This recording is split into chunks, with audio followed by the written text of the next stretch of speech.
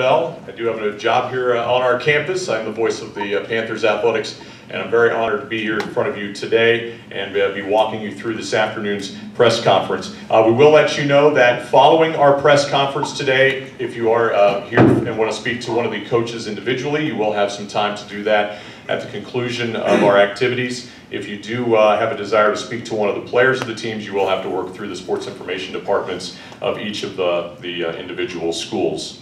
At this time, what I'll do is I'm going to introduce each of our coaches, and then we'll go one at a time with our coaches. And if you have any questions after they make a opening statement, feel free to please do so. So starting here from your left to right, from Azusa Pacific, TJ Hardman. From Drury, Molly Miller. From IUP, Tom McConnell. From Lubbock Christian, Steve Gomez. From North Georgia, Buffy Burson. From Nova Southeastern, Leanne Freeland. From St. Anselm, Corey Bollard. I got the bow part right, but I got the lard part wrong. And from Southwestern Oklahoma State, Kelsey Music. These are our 8 head coaches who will be with our teams here this week. So we'll start with Azusa Pacific, the Cougars. TJ Hardman in his 11th season maybe had the most dramatic entrance into the Elite Eight as they hit a game-winning 3 at the buzzer in their regional final. Led Azusa Pacific to an NAIA title and now trying to lead the Cougars to an NCAA championship in their first Elite Eight appearance. Coach Hardman, if you have an opening statement, we'd like to hear from you. And we'll go ahead and have you move the microphone a little closer as well.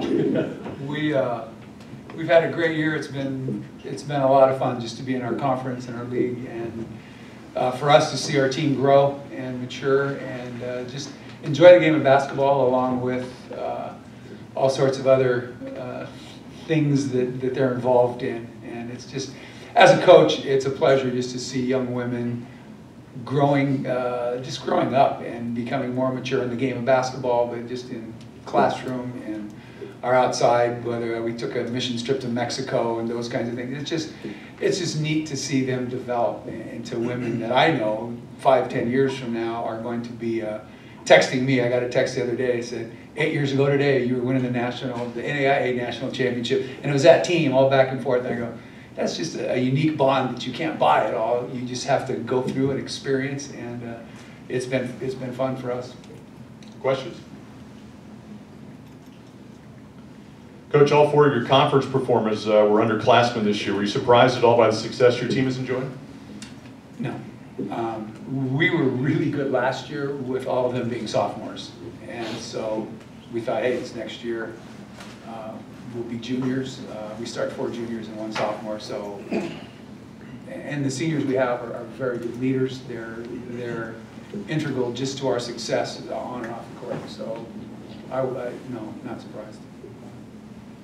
Find it interesting that you're a school that has a ton of travel involved because you get to go to Hawaii and you made a trip up to Seattle. Does this turn into just another road trip, getting on another plane, coming to Columbus? No. No. This is different. When you're going to Hawaii, I mean, you're packing your bathing suit and different things. Well, no, wait a minute. I think every one of our players has seen a recruiting picture from me on my balcony on Waikiki. You could be here. You know?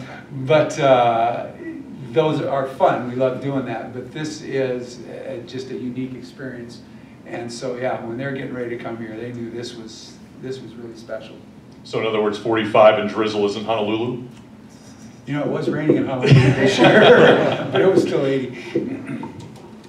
Anything else for Coach Hardman? Go ahead. Just 2 days after Thanksgiving, you guys were 3-3, 3-game losing streak, and you're 25-2 since. What has changed? We got better. At that time, when we started off the year, we had an honorable mention All-American point guard, who was also a junior, who was very quick, and another girl behind her who was equally as quick. So we were kind of trapping, run and jump, all sorts of different things. And both of them are not playing right now for different reasons, injury type stuff. So at that point, we started to figure out, you know what, maybe we're not that good at doing those kinds of things anymore. And so we started exploring, hey, what are we good at? I said, well, we're pretty long, so let's do some things that take advantage of that. And so when we made that switch, it also kind of slowed us down a little bit. It just changed a bunch of stuff. And so that's Doesn't usually happen with a lot of my teams. In the middle of the year, we go, okay, time out. We're doing something else, but it turned out well for us. Go ahead. Coach, your thoughts on your quarterfinal opponent, IUP?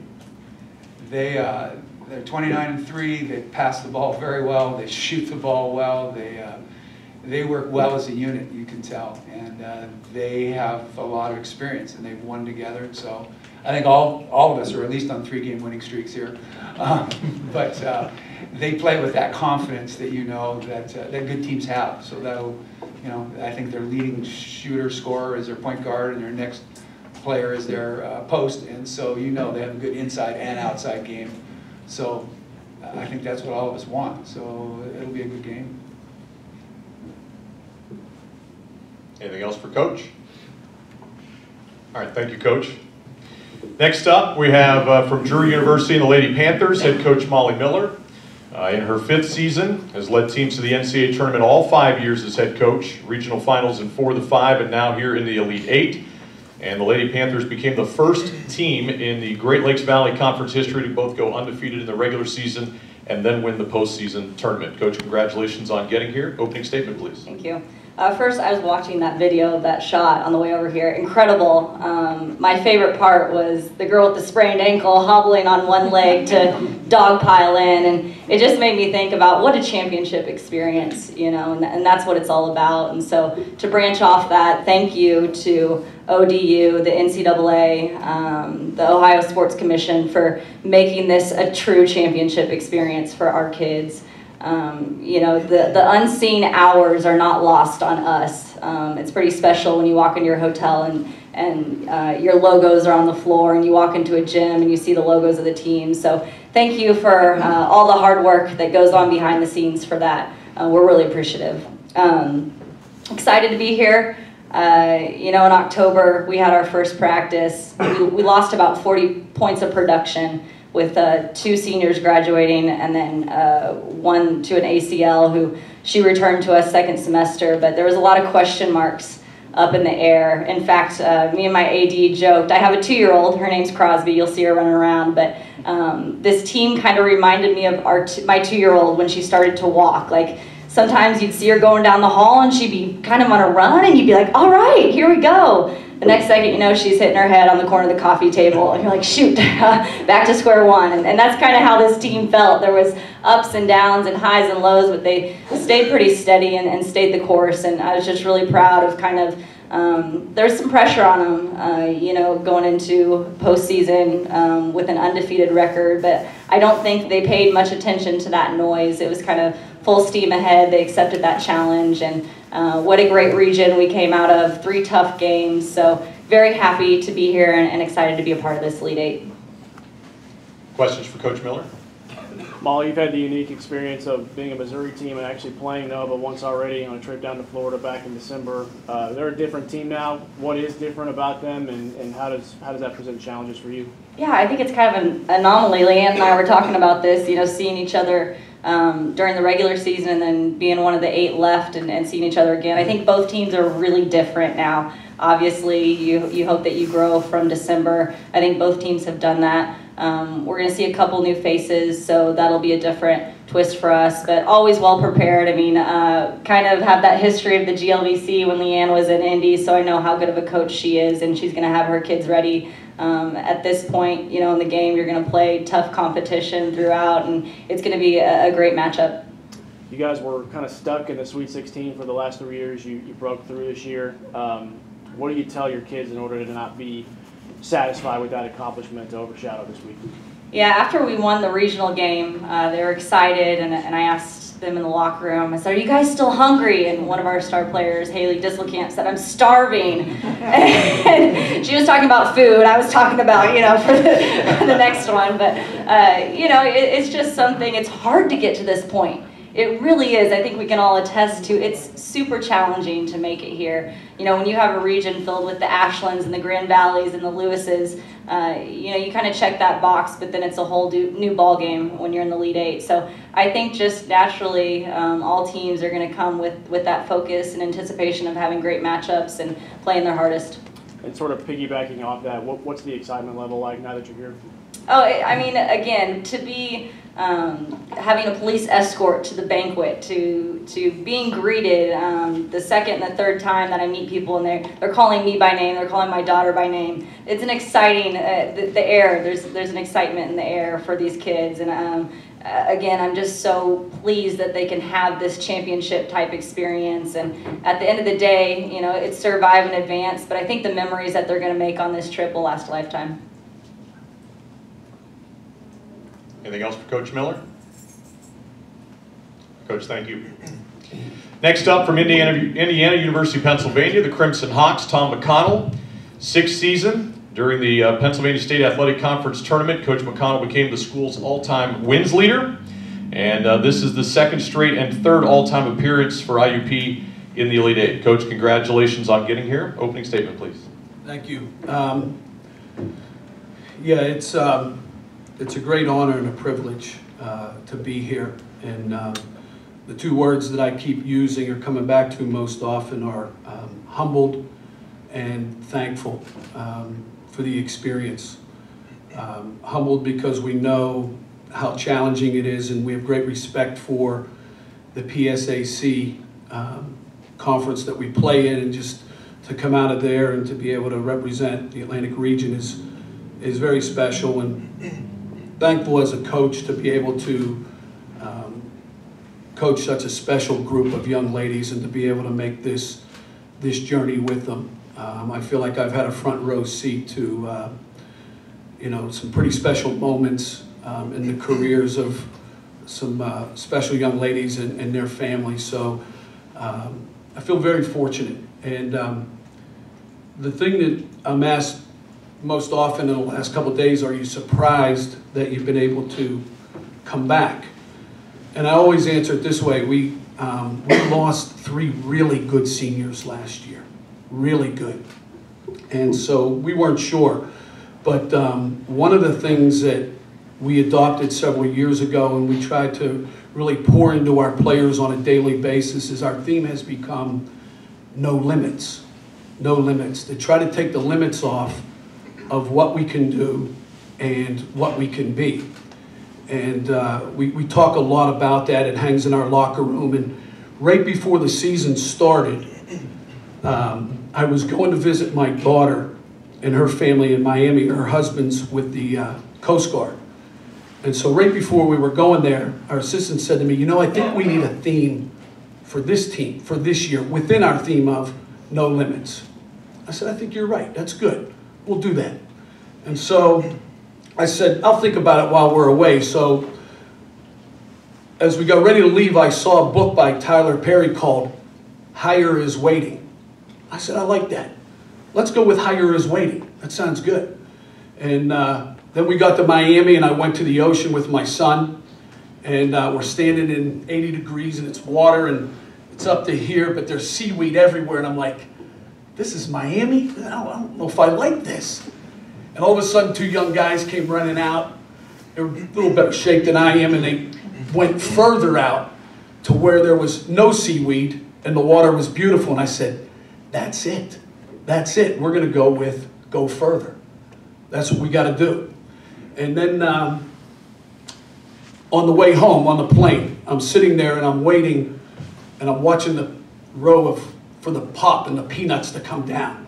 And all I want is those peanuts. And all of a sudden, the plane, we hit turbulence, and the plane did everything but hit the ground. And it was bumping, and it was going everywhere. And all of a sudden, the pilot came on, and he said, you know, he said, stay in your seats. We're going to rise higher and take it to 35,000 feet. And I said, did anybody else hear that? Rise higher. I got back and I said to our staff, it's rise higher. That's what we're going with. And so we started to make our poster with no limits, rise higher. And 3 weeks into preseason, we're getting ready to do a gathering with supporters of our women's basketball team. And my assistant says to me, you know, the players don't like rise higher. What do you mean they don't like rise higher? I had a Field of Dream moments. I heard a voice on a plane. It's rise higher. It's got to be. I said, what do they like? She said, never satisfied. So at the gathering, I asked the 35 people who were there, I said, no, never satisfied? Rise higher. It was 35-0, never satisfied. So that's what hangs in our locker room right now. Never, no limits, never satisfied. And I think they've embodied that, of really believing in what they could do and what they can be. And when you have a veteran group and an experienced group, they don't get too high or too low. And yeah, we're thankful and we're humbled for the experience and looking forward to the opportunity to compete this week. So if there's any other coaches out there that need slogans and poster boards, you've already got them made up, right? They're just waiting for you somewhere in a closet. Any questions for Coach McConnell? Coach, you always, every year we talk about your senior class, and you always, put a lot of pressure on them, I think, because they're obviously your team leaders. This year's no different with the 5 who have come back, who tasted that Elite 8 success, made it to the national semifinals. How valuable have they been over the last couple weeks through the PSAC tournament, through the regional tournament? They've been invaluable all year and a really special group. And I think special teams, and I think everybody here would probably speak to this, when you have a group of players and they take ownership of it and for it, something special happens. And you reach a point where you can just step back a little bit and you keep just pointing them in the direction they want to go. You remind them of what they want to do and where they want to go. And I think we've reached that point with this group. There were times in practice here, we have 5 new players, where we would make a teaching point, and then I would just step back because one of our seniors, they were teaching, they were correcting, they were really mentoring to our younger players. And I just think it speaks very highly of them. And so, yeah, it's a special group. Coach, you're just allowing 54 points a game defensively. That's 9th best in the country. What's been the defensive mentality of your group this year? I just think they're dialed in and they love to compete, and they know the importance of it. They like to run, and they know in order to run you've got to be able to get stops and rebound the basketball, and they're so it's just they just have a mindset that they know that it's important. And I just got to say this, I turned on the video, and one of the things that's great about this time of year is to be able to turn on Synergy and just watch a team that you've never seen play before and now study them and get to know them and see what makes them great and what makes them special. And when I turned on the video to watch Azusa Pacific, the first thing that jumped off the screen, TJ had mentioned, was their length. Their length. I had to go back and I thought maybe I hit the wrong button. I think this is Arizona.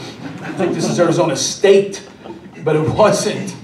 And as you watch them more and more, you get to see that it's more than length. It's skill. It's a very skilled, versatile basketball team that can shoot the basketball, that can score inside, and they do a lot of really, really good things. It's a well-coached team, and they really give you a lot of different looks and sets to put those skilled players in a position to score. So defensively, that'll be a real challenge for us tomorrow.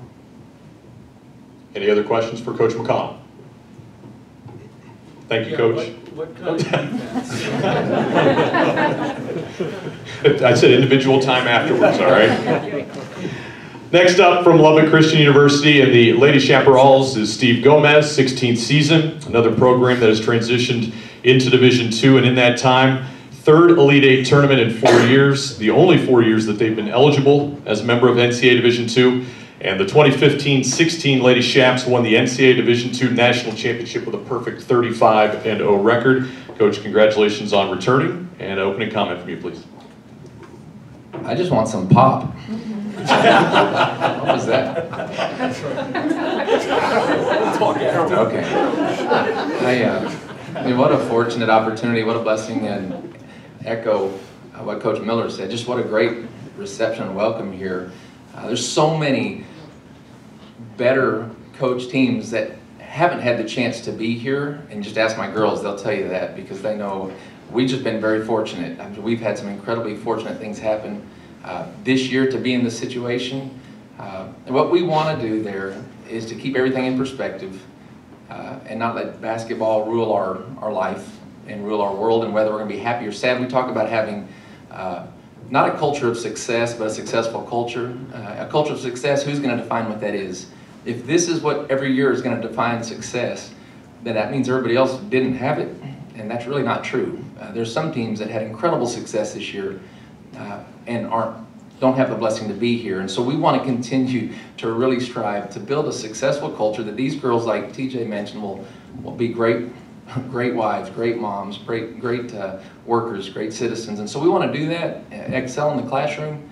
Again, I'm thankful for our girls. We've had a 3.75 team GPA, and we want to keep that. We're hoping to keep that in the top 5 in the country. Those things are important to us. And we want to have fun, and our girls are goofy. If you've been around them, you've already seen that. Just a great group of girls that love each other.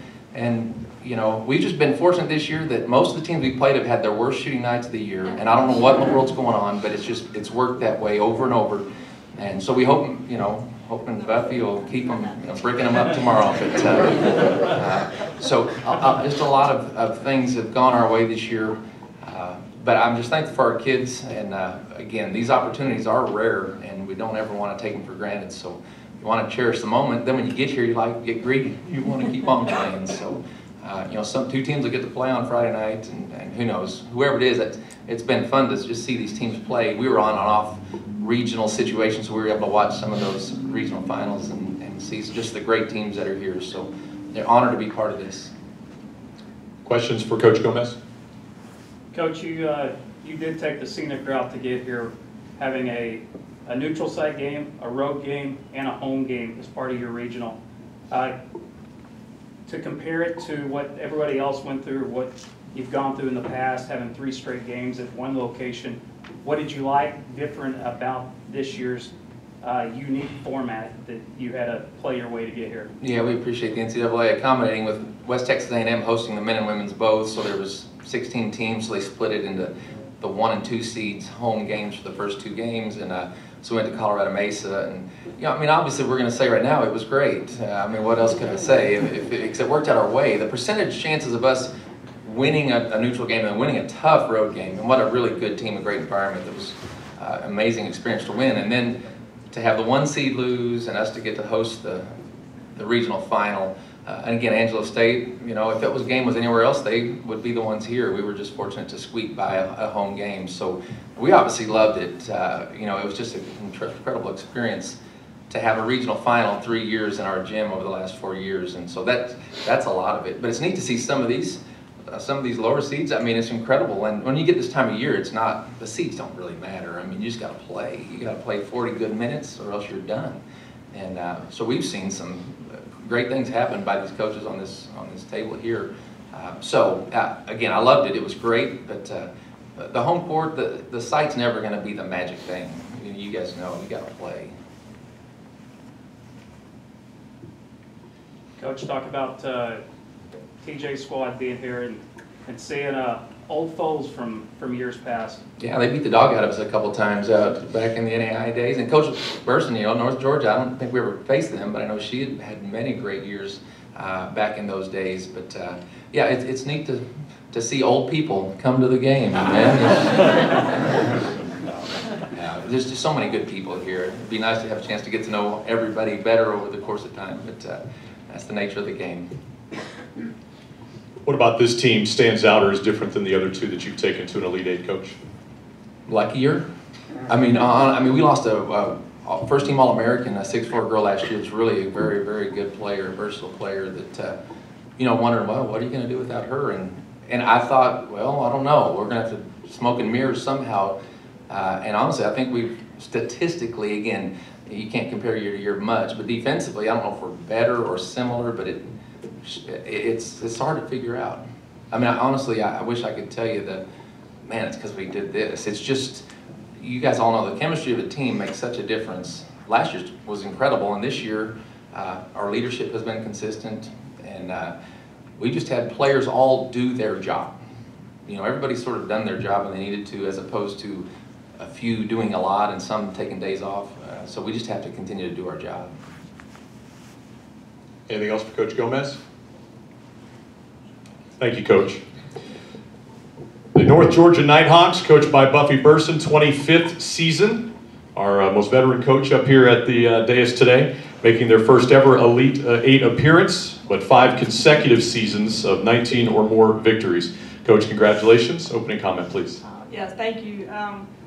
Yeah, it's obviously great to be here. Been coaching, like you said, 25 years at the same institution, and has some success on the NAIA level, but never made it to the Elite 8. So just to be here, not just happy to be here, obviously wanted to do a little bit of damage while we all are here. And you know, we normally sit up here with our players, so to be up here with these guys is pretty special too. And congratulations to everybody. First class experience for us so far. You know, our team, like I said, I've been coaching a long time, and this group is special. I know everybody's coaching a really special team at this time of year, but you know, on and off the court, they've just been fighters, and we've had to, you know, we've gone through a little bit of adversity, you know, throughout the season, and just to see, like Coach mentioned earlier, just to see them grow and to be able to get to this point. To be the Elite 8 and have this experience is quite amazing. So, like I said, not just happy to be here, but happy to be here. Questions? Coach, I noticed when looking at your stats, you've used the same starting lineup for all 34 games this season. First of all, how did you pull that off? And second of all, the importance of the consistency of that. Yeah, well, we stayed healthy, so that definitely helped. You know, I don't know, it was just a situation where we had 3 really good seniors that are in that role, and then, you know, a couple of sophomores that played a lot last year for us, and they've just, you know, and it drops off from there as far as experience goes. So just being able to have that, you know, that's kind of been the answer for that. Go ahead. Coach, 2004, you're in the NAIA Elite 8. Since then, making the transition to Division II, you've made 2 regionals, making the semifinals your first appearance, the finals in the regional last year. Now you're in the Elite 8. Talk about the transition going from an Elite 8 at the NAIA level, where we seem to be in the NAIA Sweet 16 Elite 8 almost every year, to getting to this stage now at the NCAA level. Yeah, I mean, it's hard to get here. These guys have already said that. You know, it's been a lot of hard work through the years just to get back to this. You know, it's a bigger stage. We obviously have some tournament experience. I think that's probably the biggest thing. Already playing in, you know, the way the D2 model is, being able to play your conference tournament in the regional and then play 3 more games here. You know, it's just, you know, I don't know. You know, it's been, you know, our time in Division II. Played a lot of really great teams. Our region is really tough, and just, you know, I don't know. This has been great. Coach, in the last 16 games that you've won in a row, you've only had 1 game decided by 10 points or less. When your team's going well, what can we expect to see? Expect to see tomorrow? Well, just expect to see when your team is going well. Why are they playing so well? I don't know. You know, we've put a lot of emphasis on the defensive side of the ball, and not talked a whole lot about offense, and that seems to have been worked. You know, we've had a really good February and March because of that. Less emphasis on that. So as long as we can just, you know, I don't know how we're going to stop these guys, because they can obviously score from all different positions. So we got our work cut out for us. Anything else for Coach Burson? Coach, thank you. From Nova Southeastern University, the Sharks are coached by Leanne Freeland, 8th season there, 4th appearance in the Elite 8 for Nova Southeastern, and they have reached the Elite 8 despite finishing 4th in the Sunshine State Conference. More on that in a moment. Coach, your opening comment, please. Thank you. Yeah, we kind of got here the hard way, that's for sure. We played a very difficult schedule this season. And in fact, I was reviewing our schedule, and at some point, 7 of the games that we played were against teams that were #1 in their region. And 4 of those games were against Florida Southern. And I think for us to be here speaks very strongly to how strong our league really is. And we're buried all the way down in South Florida, and a lot of different programs across the nation don't know how strong our league is, but it's very strong. And there were many times this season, though, I wondered why I put the schedule together that I did. I know the coaches up here on the panel here know what a .6 or nearly a .6 strength of schedule is. but that's where we were. So it was so good. We almost didn't get an NCAA tournament bid because we had lost so many games. We had a similar experience, as one of the coaches mentioned, with 2 point guards going down early in the season. So we were playing until mid-December without a point guard.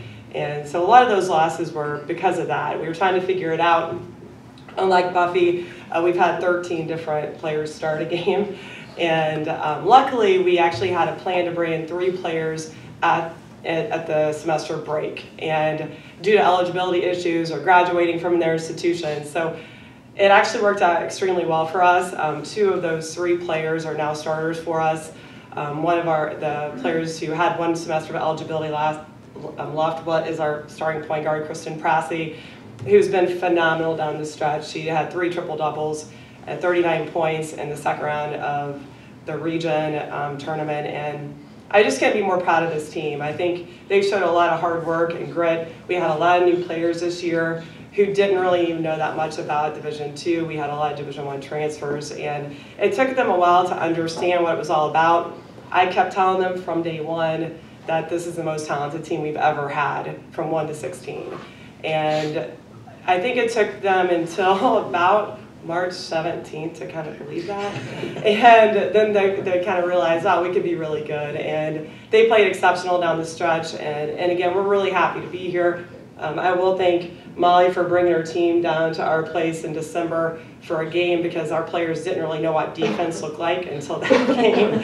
And it really did help our team understand what kind of defense it takes to be able to be successful. And we actually got very good from that game. We actually reflected throughout the season, because we definitely have the most losses on anyone up here, and we had a lot of opportunity to reflect on, what did we learn from this game? We said that a lot this year, and again, I couldn't be more proud of our entire group, but our 5 captains have been, our 5 seniors have been really phenomenal down the stretch, and we're looking to them to provide leadership as we enter this Elite 8. Questions for Coach Freeland?